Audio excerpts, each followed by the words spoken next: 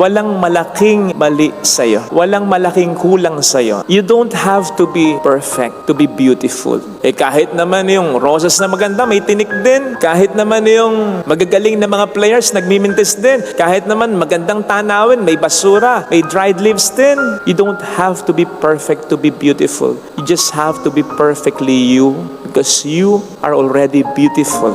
Yung mga kakulangan, kapintasan mo, bahagi yan ng kagandahan mo sapagkat minarapat ng Diyos na maging bahagi ito ng pagkatao. Again, no one is perfect. May mga kakulangan tayo. At yung kakulangan na yan, talagang dinesign ng Panginoon yan para kompletohin ka ng taong magmamahal sa iyo. Kung paanong kukompletohin mo rin ang kakulangan sa taong mamahalin mo. Pero hindi ibig sabihin, necessary dapat asawa mo. Tama namang iba yung pagmamahal ng isang asawa. Pero, kaya mo nasabi ang iba ang pagmamahal ng isang asawa, iba rin ang pagmamahal ng isang ina, ng isang ama, ng isang kapatid, ng isang kaibigan. Basta ang mahalaga, may mahalin ka at sa'yo ay may magmahal talaga na sigurado namang meron. Naniwala ka.